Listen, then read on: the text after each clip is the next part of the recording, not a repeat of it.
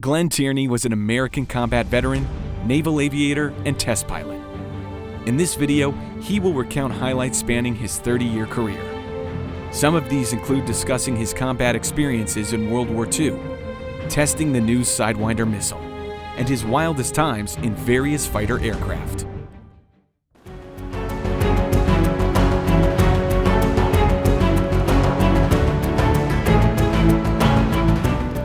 My Navy story probably starts in 1932, when I was 8 years old, oddly enough, and we lived in New York City, and the Navy had one carrier, the Langley, which was the first carrier. I don't know how many airplanes it had, but the flight deck, I think, was about the size of this coffee table. Anyway, so there's one Sunday afternoon, my father takes me out in a boat to the Langley, and I go aboard and I talk to one of the crew chiefs, and I talked to one of the pilots and looked at all those beautiful airplanes. And on the way back to the beach in his launch, I said to my father, I said, "Dad, I'm going to become a Navy pilot." And that's what I did. So everything from there on, I had in mind. High school, all that, and I studied hard and worked hard, I think. Went to the Boy Scout, made Eagle Scout at an early age, and got a scholarship to Columbia. Actually, I had a scholarship to the Naval Academy, but my congressman reneged on it, and he said I had to give this appointment to another young lad who's already had 1 year of college. And I found out 50 years later, there was my good friend Wally Schirra, who played football against us at high school, Teaneck, New Jersey, about 5 miles from where we were. And I didn't find out until 50 years later that Wally took my appointment to the academy. So, and my congressman says, well, take this scholarship. I had 6 scholarships when I finished high school, but the best one was at Columbia, which is right across the river from where we lived. He said, go through your first half year at Columbia, and then I will give you next year's appointment to the Naval Academy. So I started at Columbia University as a freshman, of course, and at the end of the first quarter, first semester, I found myself saying to myself, my God, I don't really want to do another half a year at Columbia, plus 3 years at the Naval Academy, when there's a perfectly good war going on out there, and I want to get out there and get involved. So I went down to 120 Broadway, New York City, and enlisted as an aviation cadet at the age of 18. And then started active duty in the end of 42, and got my commission in 44, and did real well. I'd always been a cadet officer all along the way, but the reason I mentioned that was when I left Corpus Christi, I was a commandant of the cadet regiment, and I was supposed to become a Marine Corsair pilot, and I was already signed up to become a Marine. Most of my family don't know that I almost became a Marine pilot. But I did that because I knew I would get Corsairs, and they would go right out into combat, where the Navy pilots were going off and learning to fly carriers and all that stuff. And I really wanted to get into war. But anyway, so I get to Green Cove Springs in Florida, and they say, we're going to push FM2s, it's little stubby wing Navy. So I didn't become a Marine, I became an ensign anyway at the age of, so I got my wings and commission at the age of 19, which was kind of standard for the time. So on the way to my first squadron, we were in Grosse Ile, Michigan, and somebody came in and said, we need 4 Corsair pilots for a special project. I'll go. I love volunteering. I volunteered every chance I ever got in the Navy. Some I regretted. And so we went aboard this little Jeep carrier. Again, a flight deck about the size of this coffee table. And we were on dawn patrol. This was early 45, and the war was still going on with the Germans. Anyway, so I was flying this Corsair on this hunter-killer group. So we go fly with a TBM torpedo bomber and a Corsair escort, because the submarines had anti-aircraft guns on the deck, 88 millimeter aircraft gun. They're single shot, but they could get one off about every 3 or 4 seconds with a good 4-man loading crew. So we're totaling along about 100 miles north of the carrier, and the sun is coming up slowly ahead of us, but it still couldn't see too much. But I see this silhouette out here going left and right in front of us. And I remember the first number on it was 5. So it was a 500 series submarine. And I yell at them. We're supposed to do radio silence, but a little late for that. I said, "Tally-ho, sub 1 o'clock." He says, "Oh, I got it. I'm starting my run." Well, he couldn't open his bomb bay doors. A little switch in his cockpit failed, and he could not open his torpedo doors in order to drop his bombs. So he says, I can't get my bomb. In the meantime, I noticed that this 88 millimeter gun is shooting at us. It's amazing it didn't hit us, because that'd be an easy shot for them, even as a single shot, because what would be easier to shoot than somebody's coming right at you directly? How could you miss? But I think his shells were going right between them.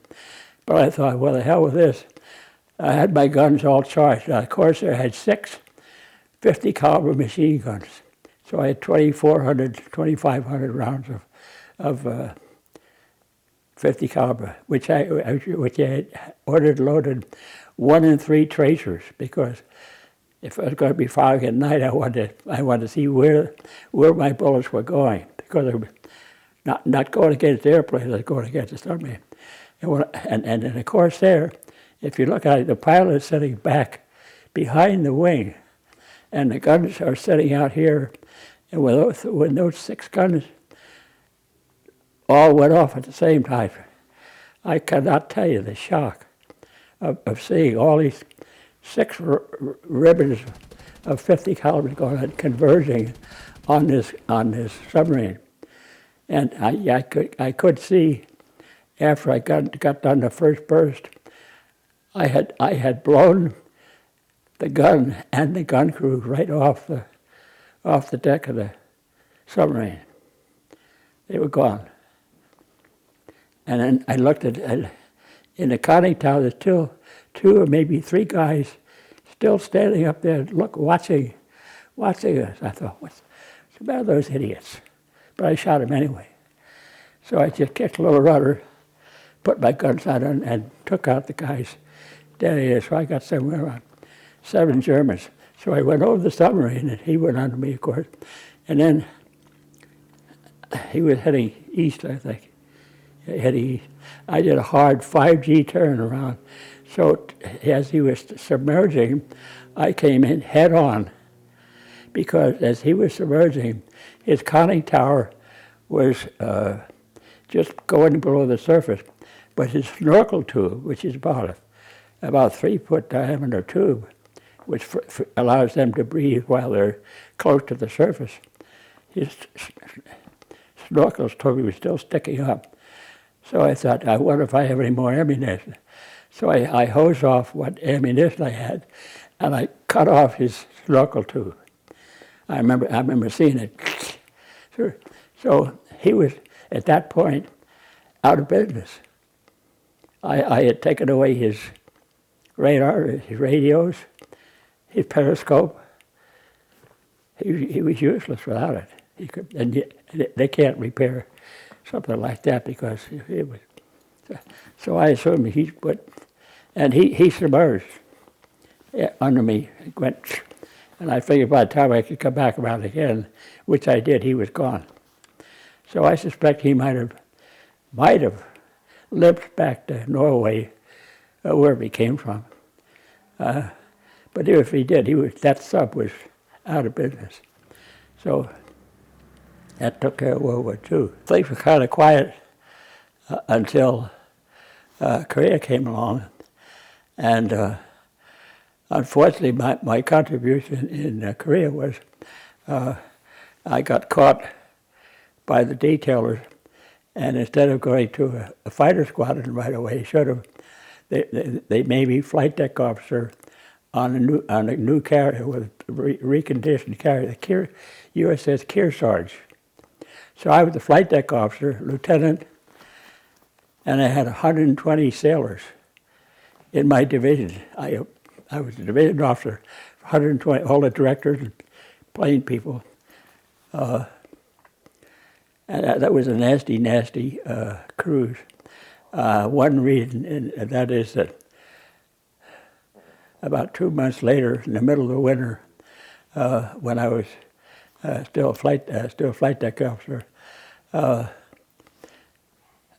we had a helicopter, of course. Every carrier has a helicopter, which is a rescue helicopter, and the helicopter is supposed to sit back behind the ship in case the pilot goes into the water to get the pilot out of, save the pilot. Most of the time, not always. And so, but this a new director that we were training, we had just landed all the planes, and the flight deck forward was kind of clear, and I was in flight deck control, and I noticed the little models on the Ouija board in flight deck control showed that somebody was moving the helicopter. It had been set on the centerline elevator aft. Now, normally at the end of the day, if we were done flying, we would set the helicopter down on the aft elevator and then turn the ship downwind. So you fold the stop the helicopter and fold the wings to take it below for the night. That was the standard. But you left it on the elevator until the ship turned downwind. And unfortunately, whoever's up there on the bridge didn't know that, because they had already pushed the helicopter out to where it was on a deck edge elevator, right opposite flight deck control. And I said, my God, what's it doing out there? So I ran out of flight deck control with my director, a really good second class petty officer named Magri, Sal Magri, named after the baseball player, Detroit Tigers, I think. I had one crew of 10 sailors on this helicopter holding it down. When he got out hanging over the water and the wind, it started to get unstable because of the burble air around the well. And I could see that the pilot was he was pushing his collective and his power, and it was teetering the helicopter toward the flight deck. And I thought, well, Magri and I can jump on it. If he and I can jump on it, we help these 10 guys to hold that damn thing down until we get turned. But as we got into the turn, it got worse, and I could see that he was going to, the helo was going to roll over in toward flight deck, toward the flight deck control. And I grabbed Sal Magri, and I yanked him, and he and I we ran out from under the blades, under the helicopter blades, toward the island. And all of a sudden I hear all this noise, and I feel my legs hurt. I'm running full speed into the island, ran right into the steel wall. Almost knocked myself out doing it. And with tow bars, And I remember draping over the tow bars and looking down to see if I had any feet or legs left because they hurt. I got scars on both legs right now, about that long. A rotor blade had cut both of my calf muscles as I was running. And Magri was behind me. And I turned around and looked, see, where's Magri? And he wasn't there. The only thing left of Magri was one shoe sitting there on the flight deck. He got sliced. But the other 10 guys, he wound up. Then there were a couple of other people who were walking around the flight deck, an ordnanceman and a couple other guys. That helicopter rolling over killed 11 sailors. Mostly my guys. 8 or 9 of them were my sailors and a couple of ordnance guys. And that was, you can imagine the problem we had. I still get PTSD about this. I still do now. I still have nightmares about that. So, and then the other thing happened later on, about a month later. I owned all the elevators on the carrier as flight deck officer and the after elevator down on the hangar deck had a platform which went up and down, same size as the elevator. But when the elevator was up and operating normally, there was a steel platform the same size as the elevator, about 40 feet in a square diameter, or square, 40 feet square across. Yeah, about 40 feet. And this platform goes up, it's all steel, like a bridge. But under this there's a lot of room because it's just hydraulic pistons on it run the elevator up and down. So the supply department stored boxes under this elevator. When it would come down, they used all that storage in between the girders, the bottom side of this platform. So this one day I went back there, and the flight deck was the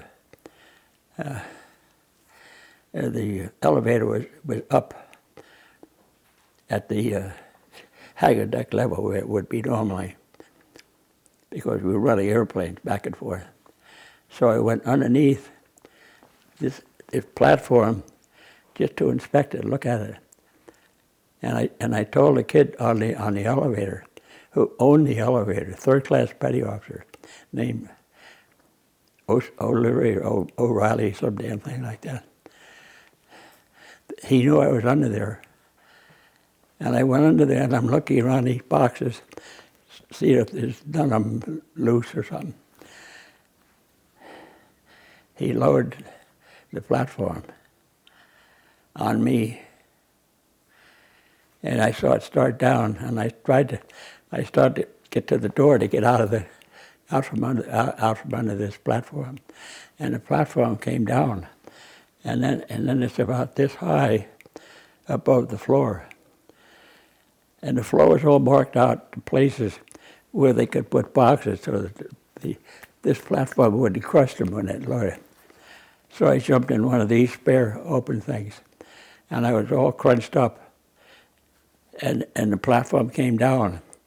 And at that point, I'm under this steel platform, and it's down, and it's dark, and it's cold. It was winter time. And I thought, where the hell is this operator? He knows I'm under here. He went to lunch. He took off from his station when I was out of the elevator. And he told some other guy, says, stand by this elevator, stand by the switches here to run this thing up and down. He didn't tell him I was under there. We court-martialed him later on. Court-martialed him. So I was on there 3 hours, cramped up in this steel box, dark, cold, and I almost lost my mind. I came so close. I couldn't talk for a day or two, and I had headaches after that. So that was a terrible cruise. That was my contribution to Korea. Anyway, but then I went to a fighter squadron, and ran into my old friend Royce Williams again, and we flew a nice cruise. I knew about China Lake. I knew that they worked on ordnance. There were no guided missiles that I knew of. They weren't working on it. They had only fired 3 missiles when I got there. Anyway, we're in Manila. They put our squadron ashore because they couldn't get enough wind to get the Cougar in the air. In the South China Sea, there's no wind in March, whatever it was. So I wrote a letter to via the CO of the squadron at CAG, CO of the ship, everybody, to the Bureau of Naval Personnel, Washington, the guys who cut all the orders, and said, for my shore duty, I want to go to China Lake because I want to work on ordnance, because that's what I've been doing all the time. I've always been ordnance. So I sent this letter to Washington, and about 2 weeks later, I get a letter back. It says, the Bureau did not welcome letters of this type.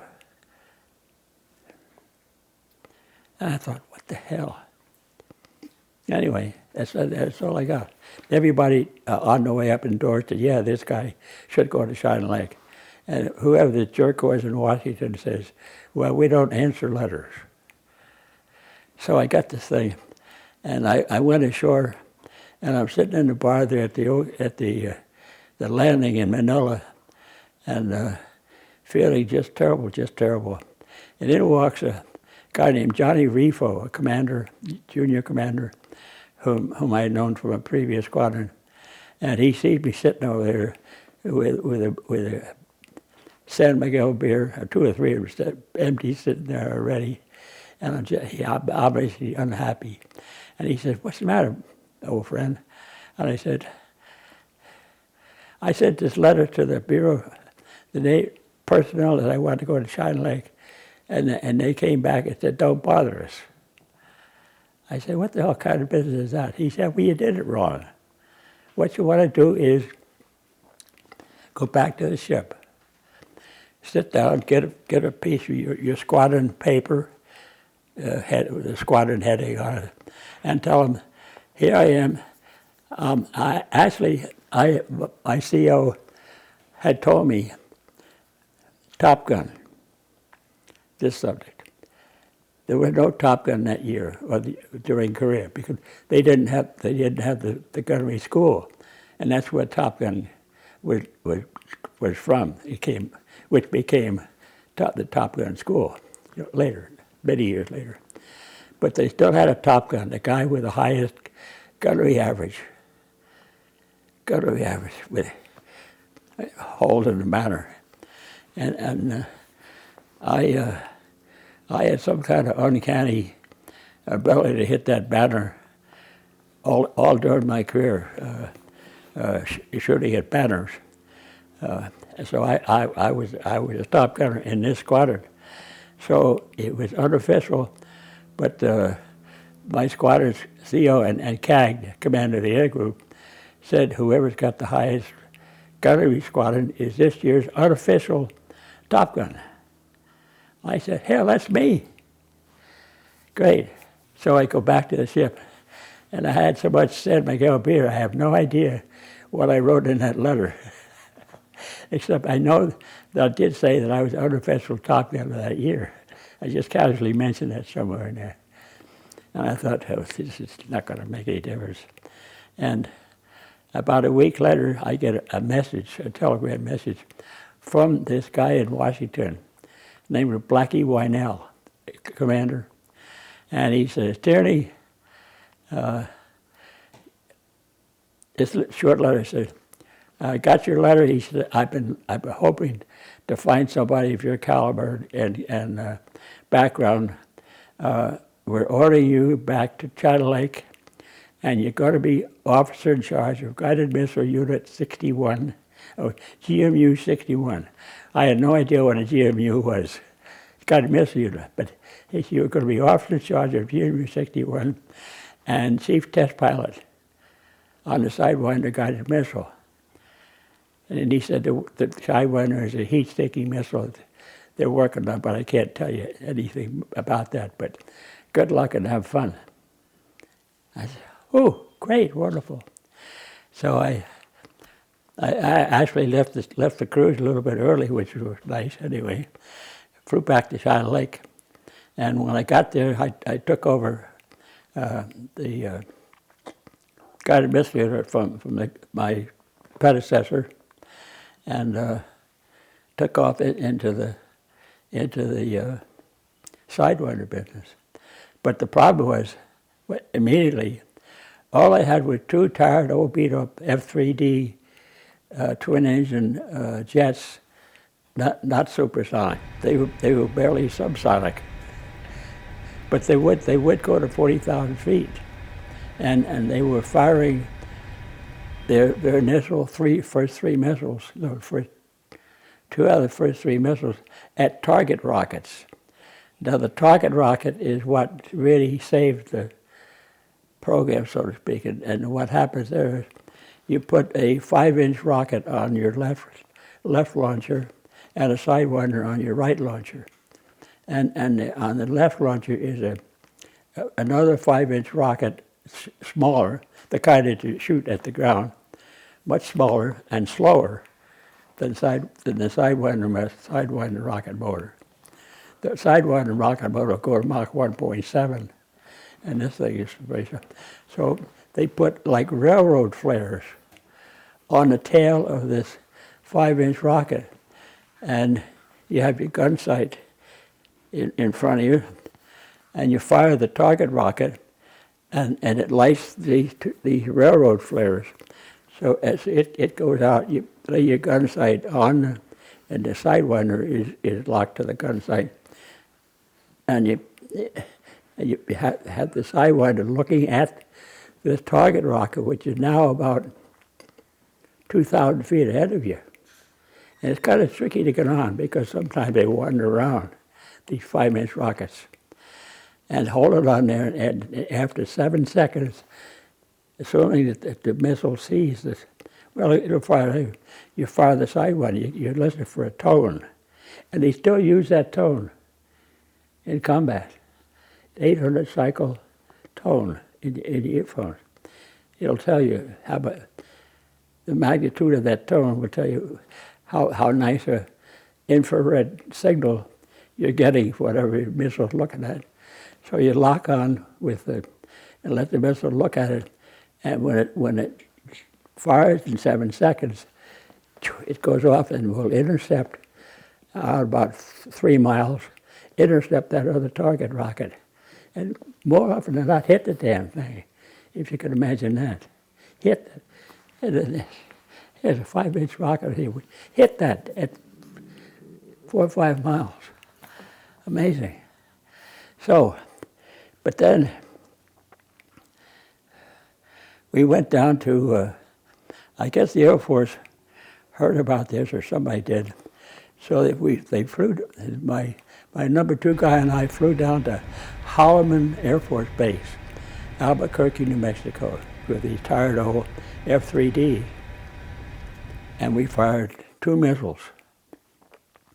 One in the morning was a diving run, about a 20-degree, they call it glide, 20-degree glide, against the white sands of New Mexico, which is a super hot infrared background, and really bad for a heat-seeking missile, because the missile normally an infrared-seeking missile, infrared seeker would not find a target in a high intensity infrared background like the white sands. But one thing that the Air Force didn't know about was that the Sidewinder has a thing in the guidance section, the little mirror, called a chopper reticle, which allows the Sidewinder to home in on what they call a 1-to-1 signal-to-noise ratio. In other words, with Sidewinder, you could fire it almost with the sun as a background, or the horizon, which puts out a pretty good signal to it. And the Sidewinder, even though it's the target is a point target, and they're the same intensity of infrared radiation, Sidewinder will pick out this individual point source of infrared in all this other terrible background. They didn't know we had that. So we fired the first 2 missiles and shot down the first 2 jets ever in history. So from there, I landed the airplane, and we went down. We did the same thing about a month later. We got an F9F, and shot down 2 more for them. The QF-80, we fired 2 of them. One a high angle against the white sands of New Mexico, and it pissed out the and it clipped the tail off hit the thing right in the tailpipe. The first round, and I remember it was a Friday afternoon, and I sent this message, a telegram back to Washington, the CNO, reporting Sidewinder's first air-to-air kill against a jet target, which it was, or anybody else. It was a world record. Nobody had ever done it before, U.S. or anybody else. Anyway, one of the many things I never got credit for. We landed, we still fired from the Navy F8 Cougar, which is subsonic, nice airplane, but subsonic, unless you're going straight down, which I did. So I could tell people I already fired straight. I've done all the supersonic firing we need, and I did it with flying straight down in an F9F8, which would go through Mach 1 at 38,000, and as you went full power straight down, you go to 45, push over full power, and about 38,000 you go into Mach 1, about 1.05. You're barely supersonic. And then if it got down to 32,000, you would come back through Mach, because the denser air slowed the airplane down. So the airplane was flying slower down here with the same power. So I fired 2. When I fired shot down the second QF-80 from an F9F, this General Davis called me into his office, and he said, "Lieutenant," he says, "it's obvious that the Navy really has a winner here. A winner." He said, we need this. I said, "General, I know that. I just got back from the South China Sea, and I watched the MiGs circling over us, over Taiwan Straits, and there's no way we could get, if we had this missile, Sidewinder, which they did 2 years later. The Chinese did it. But I said, we have to get about 50,000 feet. We have to get past Mach 1, successful firing, before the Air Force will buy the missile. If the Air Force won't buy the missile, the odds are the Navy will slow. They'll take their own time, and we've got to get above 50,000. We've got to get above Mach 1." And he says, and he hesitated about 20 or 30 seconds. He says, "Let me think." He said, "How about this?" He says, "I will call your boss, Captain Ashworth, back at China Lake, and ask him if it's okay if what we can do is we'll send you to F-100 school What? Me? Yeah. Quantum jump, right? From an F9F to an F100, subsonic to supersonic. He said, we send you to F100 school down there by Apple Valley. He said, and he run you through the F100 school, and then you go over to Palmdale, across the Mojave Desert, and pick up a brand new F100A off the production line, take it back to Shadow Lake, and go. I almost fell right out of the chair. You know, my God, that's a great idea, Gerald. Let's do that. Let's do that. And that's what we did. I went in there on a Sunday afternoon, and I was supposed to take this training course to fly the F-100. And so they assigned me an IP, instructor pilot. And so I meet this guy. I fly in with some other kind of airplane, and I meet this guy. His name was Halstead. Anyway, nice guy.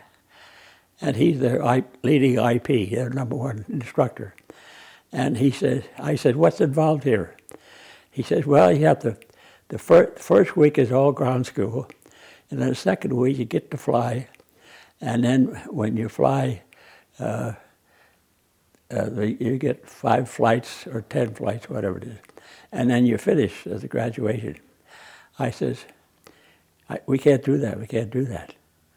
I have to be back at Shadow Lake Thursday because I have a missile fire on Thursday at Shadow Lake. We have to do this in one day. He said, we can't do that one day. I said, why not? He said, well, you have to take the pilot's exam for one thing.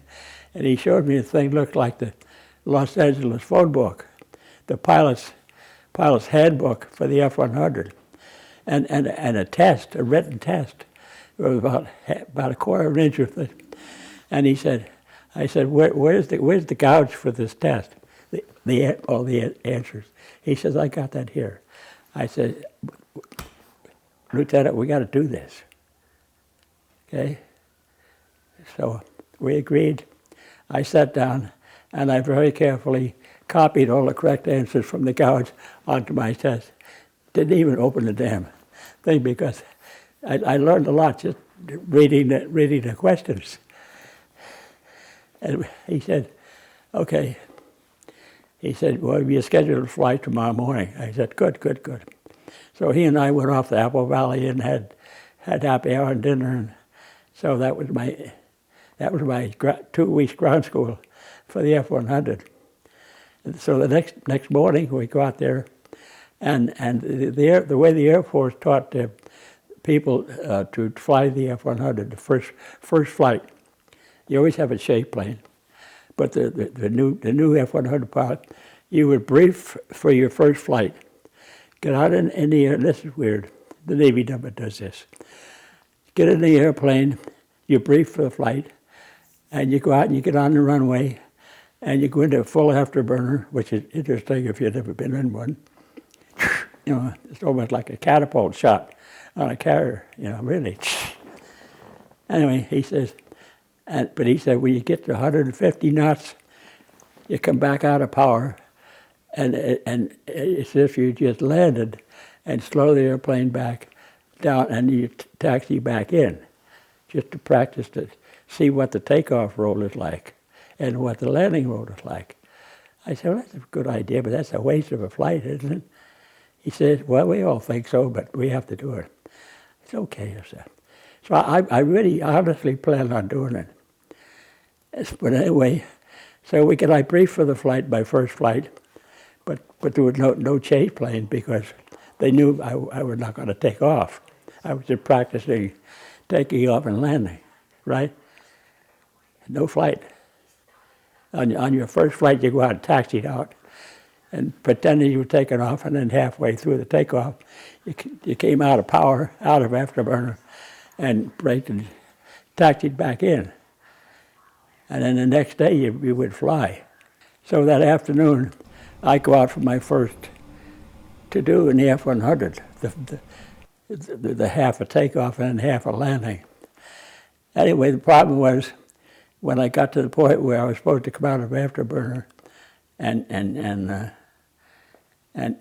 then stop, I thought, the hell with this. So I took off. I just made the takeoff and took off, and I went up to altitude and ran through some acrobatics and stuff to see how it. I had flown supersonic planes before, but not as fancy as this one. Not as fancy as this one. But I've been the other side of Mach 1 a few times in other airplanes. Anyway, I took off the next morning or that afternoon for the first flight, and so I took off, regular takeoff. I probably pulled it off the runway a little sooner than most Air Force guys would, and kept it down and did a slow roll right over the edge of the runway. First flight. I went up to altitude and practiced stalls, see how it stalled. And it had a Dutch roll before the F-100, and they didn't tell me about this. Before it would stall, it would shudder a little bit, and it start like this. And they call it a Dutch roll. They didn't tell me about that. I don't know why. Anyway, but I practiced a couple of landings at altitude, and then of course the Air Force lands airplanes different than the Navy, even on the field. But I came back late, and I did a Navy approach. The Navy approach is you're supposed to come into the break. The speed limit on the break was supposed to be 400 knots. That's moving pretty good. So I came in, I broke at about 450 or 500 when I went back down to land and pulled hard, pulled it around, and I did a Navy approach with a little Dutch roll at the end. Of course, the whole base was watching, I'm sure. This crazy Navy pilot's going to kill himself, sure as hell. So I did 2 flights like that, and then that was it. That was the end of my training in the F-100. So about a month later, went down to Palmdale, picked up off the production on a brand new F-100A, which was a real hot rod because, see, the Air Force in F-100, even then, even now, even during Vietnam, always had drop tanks. Because it's going into combat, which I wasn't. So we never had drop tanks on my F-100A. So it was probably the fastest F-100 ever built, the way I used it. Okay, so I got into firing supersonic. I was firing, going to altitude, a typical flight, 17 minutes for the whole flight, 17 minutes. I put a target rocket under this wing, Sidewinder under the right wing. Okay, take off, full afterburner the whole flight until landing. Really? Well, not this time. Anyway, so and I'm flying, I'm taking off, and I'm going south to gain altitude, and I'm down around Mojave, and I'm in my pressure suit, my altitude pressure suit, brand new, which worked pretty good until that time. And I noticed that I can't hear my own transmissions in my helmet, and I say, Charlie, range Charlie, I say Charlie Tower 576. I notice I can't hear my transmissions, and I think I'm losing my transmitter. But I said, I hear you fine. So we'll just make this flight in the blind, so to speak. I don't have to say anything, because I'll do whatever you tell me to do. He tells me when to pitch up and all that. They said, okay, we'll do that. So I make this turn, and I go up to 45,000 feet, and then drop down to 35, and then pitch up about 60, 65 degrees. Okay? And this is the 7th of 11 successful flights of April 1956. This is number 7. And I almost backed out of number 8, 9, 10, 11 because of what happened on this flight. Because I didn't trust the suit anymore. It wasn't the airplane, it was a stupid suit with the helmet, the oxygen. I didn't know it, but the little valve in the oxygen line going into my helmet had a little tiny piece of metal that when it was built, the cap closed most of the oxygen line coming in. So all I was doing was, the reason I couldn't hear too well already was I was going into anoxia. So I make the turn, I make my run in, go to 45, drop down to 35, pitch up, and I'm around 55 or 60, probably around 60,000, and get ready to fire. And so I fired the target rocket, and it goes out. It went a little bit low and left, so I kind of dropped. I had to keep my gun sight on this target rocket with the flares on it here. And since I was slightly about 30-degree bank angle, when I fired the target rocket, and then the Sidewinder went out off my right wing and slid right in front of my intake, at about like across the street almost. I mean, I felt the jar, the damn thing crossing right behind the damn thing. And at that point, it all started, because I noticed that it's getting light and dark outside. I'm around 60,000. And most people don't understand this, but above about 55,000 feet, if you want to get up there sometime, all the sky above you is black. It's nighttime. Down to your altitude, and from your altitude on down, it's nice and light blue like it is out here now. So, but I noticed I've got a light on. What the hell's going on here? And then I suddenly realized in my head, I got an oxygen problem. Oh, I looked at my instruments, and I was doing a gray out. I was graying out at the one stage before blackout, which you really don't want to do. What when you're doing this kind of thing? I started giggling. I know I started to giggle because anybody who's done any low pressure work will tell you that above 20,000, a person who wants to go there in a chamber or anything else, you get giggly, you get humorous, you think, and you kind of think it's a joke, kind of. And I remember thinking, hey, Tierney. Oh, and I was down to tunnel vision, which I was looking through a toilet paper tube. I could only focus on one instrument at a time. And at that point, and of course, the airplane obviously had totally lost flight attitude. So what happened was, I say, Tierney, this is really, really funny, really a joke. Here you are, you're 60,000 feet, you're still going up, and the damn airplane is tumbling, and you can't see. This is funny, this is the joke. But then another little voice says, hey, Tierney, don't listen to this other guy.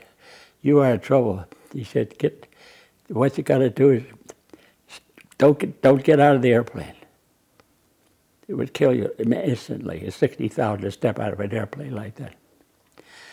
And I say, okay, we have to have a plan. What we'll do is we'll just let go. Don't try to do anything, because the airplane actually wasn't spinning. It was going end over end. It was called tumbling. You don't tumble airplanes, particularly supersonic jets, and particularly at 60,000 feet. But anyway, it's tumbling this way, and I say, well, we need some thicker air. We have to get to a lower altitude to get this airplane. If it get it into a normal spin. Now, you don't really want to ever get into a just swept-wing jet into a normal spin anyway, but it would be better than a tumble. So, and when it gets into a normal spin, then you move the proper controls. You know, full left rudder. It's weird. Full left rudder, and then just because I was spinning the other direction. I was spinning to the left when I got there. So I got down about 30 or so, and I say, well, I got it into a normal spin, and but it takes a good 3 turns, and you lose almost 10,000 feet per turn. So I had to get out of that spin, and I had to get power. I still had no power. My engine was still off because I had shut it down to stop the compressor stalls at 60,000. So, but I was getting hydraulic pressure from a thing that stuck out from the airplane back there. And I say, well, okay, I got it into the spin. Then I say, okay, if I can't start to scoop out the airplane by 15,000, I'll get out. Straight down or not, who cares, you know? Either make it or no, I don't want to be in this airplane when it hits the ground. That's the last place you want to be. Anyway, so I get it pointed straight down, but I still have to start the engine. So I start the engine, okay, and then the problem is when the plane is in a spin, you don't have any airspeed. Spins don't have any speed attached to them because it's a stalled maneuver. So I had to get it pointed straight down, relight the engine, and watch the airspeed build up. It's got about 300 knots, still going straight. And I started by pull on, and I scooped out over Owen's dry lake at about 300 feet. Between two 10,000 power, between 2,000 foot peaks. Cerro Gordo over here, and Olenka Peak over here. I had come down the valley, the north-south valley. If I'd been fading east or west, I would hit one of the peaks or the other. So I scoop out, and my vision, because of a lower altitude, improved from tunnel vision to dirty window. Everything was like looking through a horribly dirty window. Everything's out of focus, and it was. Anyway, so I knew right away, because I knew Owens Valley from hunting and fishing and all that, and I knew where it was. So it was over a little place called Little Lake, which is just about 20 miles north of John Lake, which I want to get to. So I get over Little Lake, and I figured my transmitter came back in, and so I called China Lake Tower, and with what the smart guys at China Lake used to call it my personal call sign, Mayday. Here comes Tierney, Mayday, one more time. About every 2 weeks I was doing a Mayday, seems like. So anyway, so I called the tower. I said, it's Air Force 576 over Little Lake, inbound, immediate landing, get the fire trucks out and all that. And I'll make a downwind landing on runway 3, because I knew I wouldn't have enough fuel to make a regular pattern. I just had to make it straight in. So, and he says, well, what is your problem, 576? And I say, well, I'm low state, and I can't see. And he comes back and he says, "Oh, Roger, 576, is this your only problem?" "I can't see. Is this your only problem?" I thought, I will kill him. If I get this airplane on the ground, I'm going to climb up in that tower and strangle that kid. "Is this your only problem?" I said, "Yes, this is my only problem." So I went by down the side where China Lake is over here, and he says, "Oh, 576, I see an F-100 proceeding down 395 over there about 10 miles. Is that you?"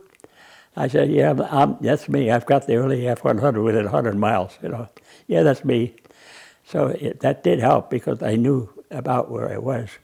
So I pulled a big high wing over, and I start back toward the runway, even though I couldn't see it. But I knew the mountain peaks because they had a lot of hunting and fishing in that area. So I came alongside a place called Black Mountain, where I used to go prospecting. And I knew I was on altitude about 5,000 feet. And I started my letdown, downwind, meaning I had a tailwind instead of into the wind, but I didn't have enough fuel to go around and do it properly. So I start down, and I still can't see too well, but I thought I better land a little bit fast, because I just landed probably around 230 or 240 knots. Okay, so I finally could see the runway in this haze, and I just aimed the nose for the end of the runway, and I figured, and I knew what the power was. Didn't look at the airspeed. I didn't dare take my eyes off of the power. So I plugged it down on the end of the runway, landed okay, great, and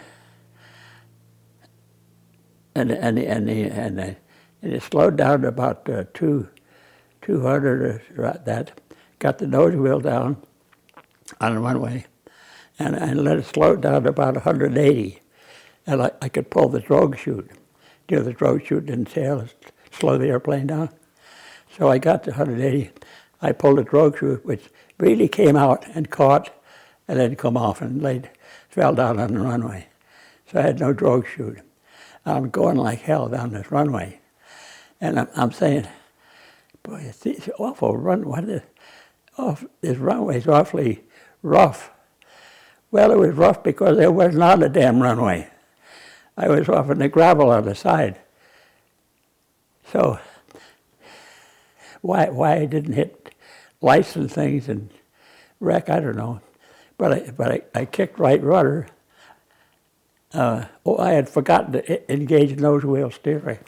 See, in a jet, even in airliners, they steer that nose wheel with you press a little button on the stick, and you turn your nose wheel. That's how you turn. So I kick it back over, and I kick it, and I'm going across the runway. I'm off the left side, and I look up, and all I can see is 3 fire trucks sitting right at the intersection of the runway, where they should not have been. Nobody ever thought about this. They had always sat out there, and I've got these guys bore-sided. I'm headed right for them. So I kicked left rudder, full left rudder, and I started to skid toward these fire trucks.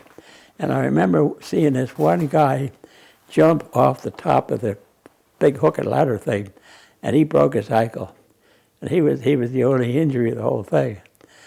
But then I slid right without about 100 feet from these fire trucks, and then it caught, and I went back across and off the other side of the runway again. But I did what they call a diminishing sine wave. Got it slide at the end of the runway, and then I taxied in and opened the canopy, and I thought, oh, I made it, you know, a lot of relief. And somebody puts the ladder up, 18-foot ladder on this airplane, And the crew chief, Air Force crew chief, guy that owned the airplane, he says, "Okay, shut it down, Lieutenant." And I distinctly remember looking at my hand on the throttle over here. You know, throttle is over here. Looking at my hand, telling it to shut down. And it wouldn't move. I couldn't move. Because I still had my faceplate still on. So that's when the crew chief disappeared, because my flight surgeon pulled him down that 18-foot ladder, and he got hurt too. Not too bad. But they came up and opened my faceplate and stuck an oxygen man, and all the lights came on. Everything came back into a focus. So I made it. Okay, one of my many visits to Holloman Air Force Base, toward the end of my tour there, the test people said they want somebody to fire a missile at a balloon at 80,000 feet. Well, of course, nobody flies around at 80,000 feet, not in these airplanes anyway. And I had only had one flight in the F-104. This was my second flight. I just checked out in the airplane. But the airplanes are all the same, pretty much, when you get in that category. But the main thing, the reason I did so well with Sidewinder, I had the capability to keep my gun sight on the target rocket, if it was a target rocket shoot. Shooting other airplanes is a piece of cake. But I never fired at a balloon. I said, "Oh, okay, I'll do that. One more time. So I go up, and I forget what my run-in altitude, probably around 50, and picked up around Mach 2 there, and then pitched up at this balloon, which is tethered at 90,000 feet. And hanging below this balloon is a carbon crucible, heated, burning, to give out maximum infrared energy, just like it, but in the same frequency of energy as the tailpipe. So here I am, I'm doing a pitch up against 80,000-foot balloon at Holloman on my second flight in the F-104. So I pitch up, and from about 50 or so, maybe 60, and I'm closing, and I had to let them tell me when I got within max range. So I got within, any time within range, I could fire So I think the balloon was at 80. I probably fired the missile at around 70 maybe. I'd never been there before, and something new. And it never occurred to me that the balloon was a problem, meaning being in the way. Because anything at that altitude going in one direction is going to keep going in that direction, because you have no control. You can't. The opposite, there's no air, so there's nothing except gravity, 1G, that's all you get. So I fire the missile around 60, and I watch it go out, and it missed the crucible probably by about a couple of feet, and the warhead went off, and it's what, 15,000, 20,000 feet slant range ahead of me. And then I look and I say, my God, that's an awfully big balloon. But there's nothing I can do. I can't carefully maneuver around this thing because I didn't dare touch the controls. And matter of fact, I went by between the crucible, like this is the balloon here, the crucible down there. I passed between the balloon and the crucible, but there's shroud lines holding the thing, so I didn't want to hit them either. So I think I almost hit the balloon, and I think I missed the balloon by about 10 feet. Scared the hell out of me. I don't scare too easy. And if I miss that damn balloon, but I'm still going up, and I think I topped out around 92. But they had radars on it, but nothing that could be used. I had set a world's altitude record. If it was actually 92,000, or nobody had ever been there before in a powered airplane, you know, on a regular production airplane. So, but I learned something from that. No more balloons. We gave up on the balloons. One of my so-called accomplishments, I've flown every Grumman aircraft that was ever built, jets also, so, including the F-14 Tomcat. And that's kind of a strange story because it was about a week before I was retiring, and I was back at Pax River, and I'm in the office of my good friend Hank Miller, Admiral, and he is saying, well, we got this old F-14 Tomcat sitting out there. It's all beat up and tired, and we're going to put it on a truck tomorrow and take the wings off and send it back to the factory, get it rebuilt. Anybody want to fly it just to check out it? Yeah, me. I'll go. So I borrowed some flight gear and went down. Didn't even look at the handbook. They got all airplanes are pretty much the same.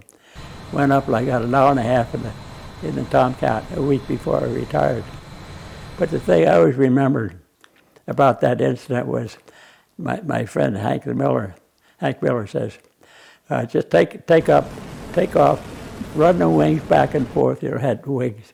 The Tomcat had falling wings. You know, run the wings back and forth. No acrobatics, no hanky-panky. He said, I don't think this airplane could take any G's. Just a nice, calm flight. Okay, I said, yes, sir, yes, sir. He says, there's one thing I want you to keep in mind. Do not come back without the airplane. That got to me. Glenn Tierney logged around 7,000 hours in over 30 different fighters. After serving in the United States military, he went on to finish his degree and work over 20 years in real estate.